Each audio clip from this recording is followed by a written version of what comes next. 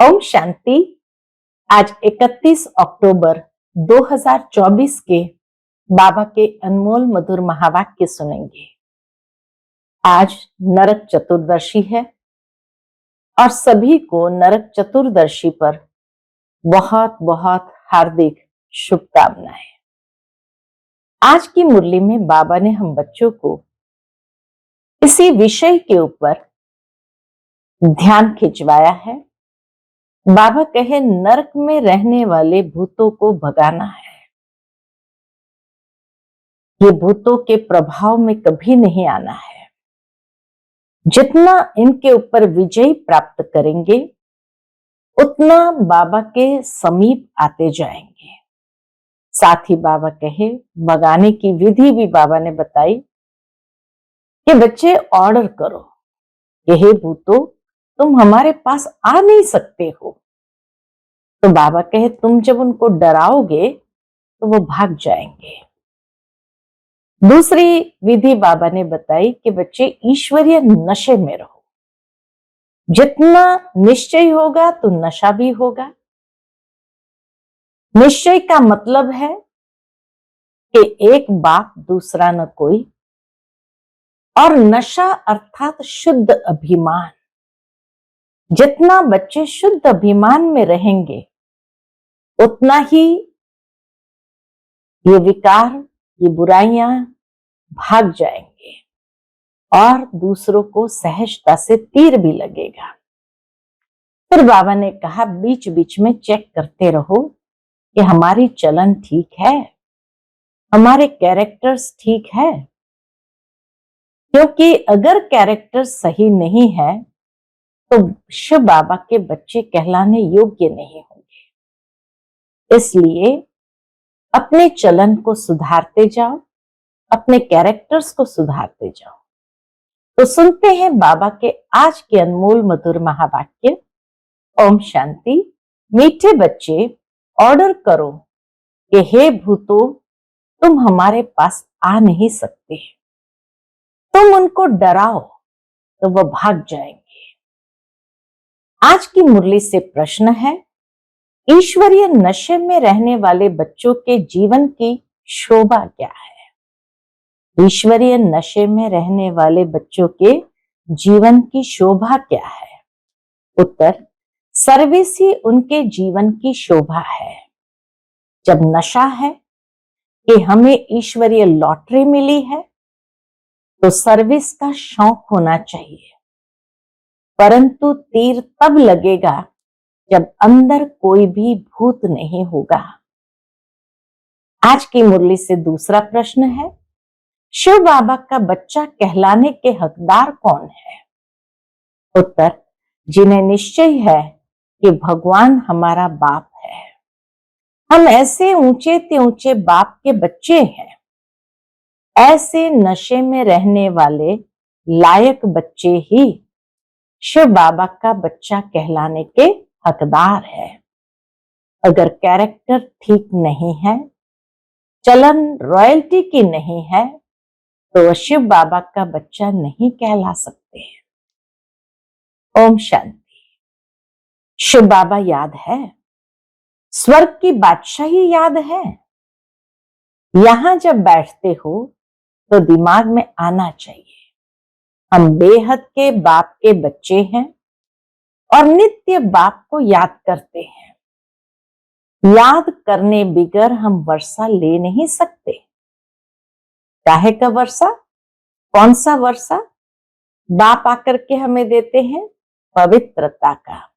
तो उसके लिए ऐसा पुरुषार्थ करना चाहिए। कभी भी कोई विकार की बात हमारे आगे आ नहीं सकती। सिर्फ विकार की भी बात नहीं, एक भूत नहीं परंतु कोई भी भूत आ नहीं सकता। ऐसा शुद्ध अहंकार रहना चाहिए। बाबा बच्चों को नशा चढ़ा रहे हैं, कैसा शुद्ध अहंकार रहना चाहिए। बहुत ऊंचते ऊंच भगवान के हम बच्चे भी ऊंचते ऊंच ठहरे ना। बातचीत चलन कैसी रॉयल होनी चाहिए।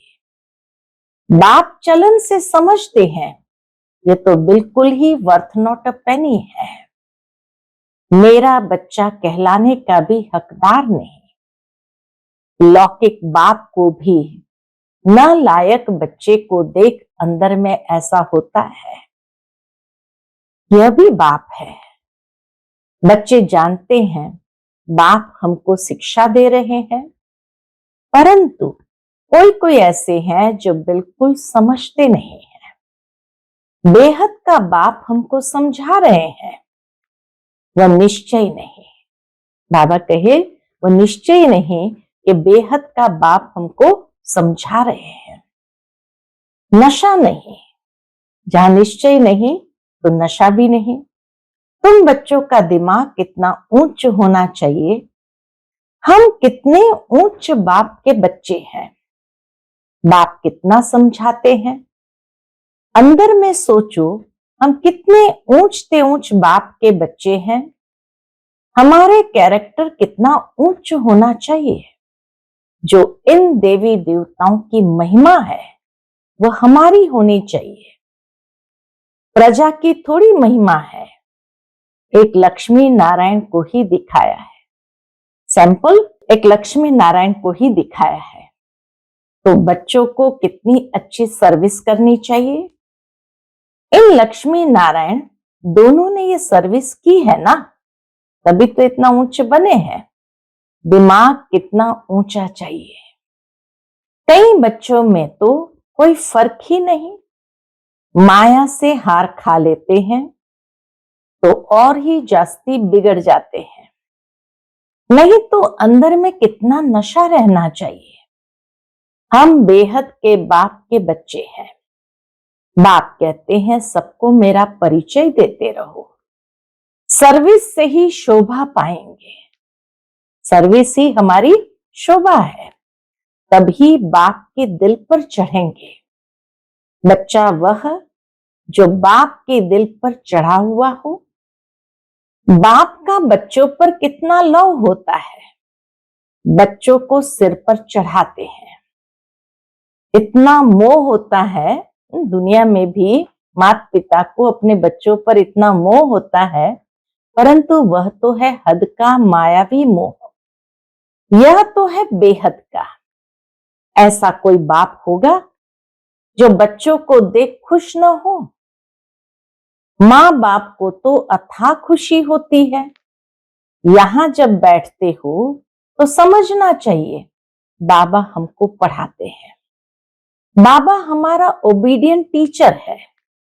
बेहद के बाप ने जरूर कोई सर्विस की होगी, तब तो गायन है ना। कितनी वंडरफुल बात है। कितनी उनकी महिमा की जाती है। यहां बैठे हो तो बुद्धि में नशा रहना चाहिए। सन्यासी तो है ही निवृत्ति मार्ग वाले, उन्हों का धर्म ही अलग है। यह भी अब बाप समझाते हैं। तुम थोड़ी जानते थे सन्यास मार्ग को। बाबा कहे पहले तुम्हें थोड़ी मालूम था कि सन्यास मार्ग क्या है।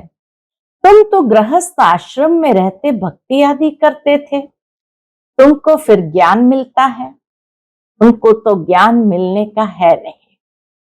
तुम कितना ऊंच पढ़ते हो और बैठे कितने साधारण हो। नीचे बैठे हैं तो बाबा कहे तुम कितना ऊंच पढ़ते हो और बैठे कितने साधारण हो नीचे। दिलवाड़ा मंदिर में भी तुम नीचे तपस्या में बैठे हो। ऊपर में वैकुंठ खड़ा है। ऊपर वैकुंठ को देख मनुष्य समझते हैं स्वर्ग ऊपर ही होता है। तो तुम बच्चों के अंदर में ये सब बातें आनी चाहिए। ये स्कूल है, हम पढ़ रहे हैं। कहाँ चक्कर लगाने जाते हो तो भी बुद्धि में ये ख्यालात चले तो बहुत मजा आएगा। बेहद के बाप को तो दुनिया में कोई नहीं जानते। बाप के बच्चे बनकर और बाप की बायोग्राफी को न जाने, ऐसा बुद्धू कभी देखा। बाबा के ऐसा बुद्धू कभी देखा। न जानने के कारण कह देते वो सर्वव्यापी है। भगवान को ही कह देते आपे ही पूज्य आपे पुजारी। तुम बच्चों को अंदर में कितनी खुशी होनी चाहिए। हम कितने उच्च पूज्य थे, फिर हम ही पुजारी बने हैं। जो शिव बाबा तुमको इतना उच्च बनाते हैं, फिर ड्रामा अनुसार तुम ही उनकी पूजा शुरू करते हो। इन बातों को दुनिया थोड़ी जानती है। बाबा कहे, इन बातों को दुनिया थोड़ी जानती है कि भक्ति कब शुरू होती है। बाप तुम बच्चों को रोज रोज समझाते रहते हैं। यहाँ बैठे हो तो अंदर में खुशी होनी चाहिए ना। हमको कौन पढ़ाते हैं? भगवान आकर पढ़ाते हैं। यह तो कभी सुना भी नहीं होगा। वह तो समझते हैं गीता का भगवान कौन है। बाबा के दुनिया के लोग तो समझते हैं गीता का भगवान श्री कृष्ण है, तो श्री कृष्ण ही पढ़ाता होगा। अच्छा, श्री कृष्ण भी समझो तो भी कितनी उच्च अवस्था होनी चाहिए। अगर श्री कृष्ण भी पढ़ा रहे हैं तो ऐसी पढ़ाई पढ़ करके तो हमारी अवस्था कितनी उच्च होनी चाहिए। एक किताब भी है, उस समय में यज्ञ में एक किताब जगदीश भाई जी ने लिखी थी, मनुष्य मत और ईश्वरीय मत, दोनों का कॉन्ट्रास्ट लिख करके किताब बनाई थी। तो बाबा के पास आई होगी, इसलिए बाबा कहे एक किताब भी है मनुष्य मत और ईश्वरीय मत का। देवताओं को तो मत लेने की दरकार ही नहीं है। मनुष्य चाहते हैं ईश्वर की मत। देवताओं को तो मत अगले जन्म में ही मिली थी, जिससे उच्च पद पाया। अभी तुम बच्चों को श्रीमत मिल रही है, इसलिए श्रेष्ठ बनने के लिए। ईश्वरीय मत और मनुष्य मत में कितना फर्क है। मनुष्य मत क्या कहती है, ईश्वरीय मत क्या कहती है, तो जरूर ईश्वरीय मत पर चलना पड़े। कोई से मिलने जाते हैं तो कुछ भी ले नहीं जाते। याद नहीं रहता इसको क्या सौगात देनी चाहिए। कोई किताब देनी चाहिए पढ़ने के लिए, ये क्या देना चाहिए। यह मनुष्य मत और ईश्वरीय मत का कॉन्ट्रास्ट बहुत जरूरी है।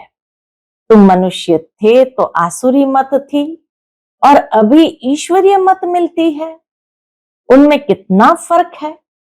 ये शास्त्र आदि सब मनुष्य के ही बनाए हुए हैं। बाप कोई शास्त्र पढ़कर आते हैं क्या? बाप कहते हैं मैं कोई बाप का बच्चा हूं क्या? शिव बाबा तो किसी बाप का बच्चा नहीं है। मैं कोई गुरु का शिष्य हूं क्या, जिससे सीखा हूं? तो यह भी सब बातें समझानी चाहिए।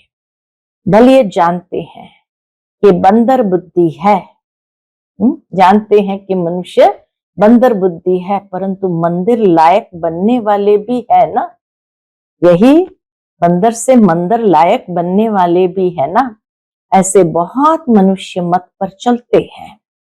फिर तुम सुनाते हो कि हम ईश्वरीय मत पर क्या बनते हैं, वह हमको पढ़ाते हैं। भगवान वाच हम उनसे पढ़ने जाते हैं। हम रोज 1 घंटा पौना घंटा जाते हैं। क्लास में जास्ती टाइम भी लेना नहीं चाहिए। बाबा कहे क्लास में जास्ती टाइम भी लेना नहीं चाहिए। याद की यात्रा तो चलते फिरते हो सकती है। ज्ञान और योग दोनों ही बहुत सहज है। अलफ का है ही एक अक्षर। भक्ति मार्ग के तो ढेर शास्त्र है। इकट्ठा करो तो सारा घर शास्त्र से भर जाए। इतने ढेर शास्त्र है, जो इकट्ठा करो तो बाबा के सारा घर शास्त्रों से भर जाए। इतना इन पर खर्चा हुआ होगा, सोचने की बात है। छपाने में कितना खर्चा हुआ होगा। अब बाप तो बहुत सहज बताते हैं, सिर्फ बाप को याद करो। तो बाप का वर्षा है ही स्वर्ग की बादशाही। तुम विश्व के मालिक थे ना, भारत हेवन था ना, क्या तुम भूल गए हो? यह भी ड्रामा की भावी कहा जाता है। अब बाप आया हुआ है, हर 5000 वर्ष बाद आते हैं पढ़ाने। बेहद के बाप का वर्षा जरूर स्वर्ग नई दुनिया का होगा ना? ये तो बिल्कुल सिंपल बात है। लाखों वर्ष कह देने से बुद्धि को जैसे ताला लग जाता है। लाखों वर्ष कह दिया तो जैसे बुद्धि को ताला लग गया है, ताला खुलता ही नहीं। इतना पावरफुल रीति से ताला लग गया जो बाबा कहे ताला खुलता ही नहीं। ऐसा ताला लगा हुआ है जो इतनी सहज बात भी समझते नहीं है। बाप समझाते हैं, एक ही बात बस है, जास्ती कुछ भी पढ़ाना नहीं चाहिए। यहां तुम एक सेकंड में किसको भी स्वर्गवासी बना सकते हो, परंतु यह स्कूल है, इसलिए तुम्हारी पढ़ाई चलती रहती है। ज्ञान सागर बाप तुम्हें ज्ञान तो इतना देते हैं, जो सागर को स्याही बनाओ, सारा जंगल कलम बनाओ, तो भी अंत नहीं हो सकता। इतना अथाह ज्ञान सागर का ज्ञान है। ज्ञान को धारण करते कितना समय हुआ है, भक्ति को तो आधा कल्प हुआ है। ज्ञान तो तुमको एक ही जन्म में मिलता है। बाप तुमको पढ़ा रहे हैं नई दुनिया के लिए। उस जिस्मानी स्कूल में तो तुम कितना समय पढ़ते हो, 5 वर्ष से लेकर 20-22 वर्ष तक पढ़ते रहते हो। कितनी पढ़ाई है। कमाई थोड़ी और खर्चा बहुत करेंगे तो घाटा पड़ जाएगा ना। वहां तो आजकल पढ़ाई में भी कितना खर्चा लग जाता है। बाप कितना सॉल्वेंट बनाते हैं, फिर इनसॉल्वेंट बन जाते हैं। अभी भारत का हाल देखो क्या है। कितना भारत में एकदम कंगाल बनते जा रहा है। फलक से समझाना चाहिए, माताओं को खड़ा होना चाहिए। तुम्हारा ही गायन है, वंदे मातरम। धरती को वंदे मातरम नहीं कहा जाता है, धरती के लिए नहीं कहा गया है।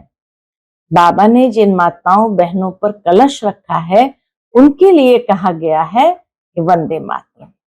वंदे मातरम मनुष्य को किया जाता है। बच्चे जो बंधन मुक्त है वही ये सर्विस करते हैं। वह भी जैसे कल्प पहले बंधन मुक्त हुए थे वैसे होते रहते हैं। अबलाओं पर कितने अत्याचार होते हैं।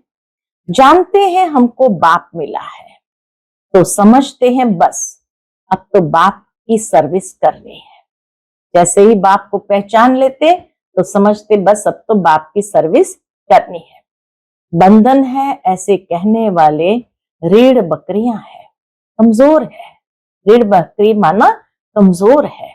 गवर्नमेंट कभी कह ना सके कि तुम ईश्वरीय सर्विस ना करो। बात करने की हिम्मत चाहिए ना। जिसमें ज्ञान है वह तो इतने में सहज बंधन मुक्त हो सकते हैं। जज को भी समझा सकते हो। हम रूहानी सेवा करना चाहते हैं, रूहानी बाप हमको पढ़ा रहे हैं। क्रिश्चियन लोग फिर भी कहते हैं लिबरेट करो, गाइड बनो। भारतवासियों से फिर भी उन्हों की समझ अच्छी है। तुम बच्चों में जो अच्छे समझदार है उनको सर्विस का बहुत शौक रहता है। समझते हैं ईश्वरीय सर्विस से बहुत लॉटरी मिलनी है। कई तो लॉटरी आदि को समझते ही नहीं है, वहां भी जाकर दास दासियां बनेंगे। दिल में समझते हैं अच्छा दासी ही सही, चांडाल ही सही, स्वर्ग में तो होंगे ना। उन्हों की चलन भी ऐसी देखने में आती है। यह तुम समझते हो। बाबा कहे तुम समझते हो। बेहद का बाप हमको समझा रहे हैं। यह दादा भी समझाते हैं। बाप इन द्वारा बच्चों को पढ़ा रहे हैं। कोई तो इतना भी समझते नहीं, यहां से बाहर निकले खलास। यहां पर बैठे भी जैसे कुछ समझते नहीं। बुद्धि बाहर भटकती धक्का खाती रहती है। एक भी भूत निकलता नहीं है। पढ़ाने वाला कौन और बनते क्या है। पढ़ाने वाला कौन और बनते क्या है। शाहूकारों के भी दास दासियां बनेंगे ना। अभी भी शाहूकारों के पास कितने नौकर चाकर रहते हैं। सर्विस पर तो एकदम उड़ना चाहिए। तुम बच्चे शांति स्थापन अर्थ निमित्त बने हो, विश्व में सुख शांति स्थापन कर रहे हो। प्रैक्टिकल में तुम जानते हो हम श्रीमत पर स्थापन कर रहे हैं, सुख शांति भी श्रीमत पर स्थापन कर रहे हैं। इसमें अशांति कोई होनी नहीं चाहिए। बाबा ने यहां भी बहुत ऐसे अच्छे अच्छे घर देखे हुए हैं। लौकिक में एक घर में 6-7 बहुएं इकट्ठे रहती, इतना प्यार से रहती है, बिल्कुल शांति लगी रहती है। ऐसे बाबा ने परिवार देखे हुए, घर में 6-7 बहुएं होती है, लेकिन बाबा कहे इकट्ठे इतने प्यार से रहती, बिल्कुल शांति लगी रहती है। बोलते थे हमारे पास तो स्वर्ग लगा पड़ा है, कोई खिटखिट की बात नहीं, सब आज्ञाकारी है। उस समय बाबा को भी सन्यासी ख्यालात थे। आरंभ में बाबा के भी सन्यासी ख्यालात थे, दुनिया से वैराग्य रहता था। अभी तो यह है बेहद का वैराग्य, कुछ भी याद न रहे। बाबा तो नाम सब भूल जाते हैं। बच्चे कहते बाबा आप हमको याद करते हैं? कई बार बच्चे बाबा से पूछते बाबा आप हमको याद करते हैं? बाबा कहते हमको तो सबको भूलना है, न विसरो न याद रहो। न विसरो, भूलो भी नहीं, न याद रहो। बेहद का वैराग्य है ना, सबको भूलना है। हम यहाँ के रहने वाले थोड़ी है। बाप आया हुआ है अपना स्वर्ग का वर्षा देने। बेहद का बाप कहते हैं मुझे याद करो तो तुम विश्व के मालिक बन जाएंगे। ये बैच बहुत अच्छा है समझाने के लिए।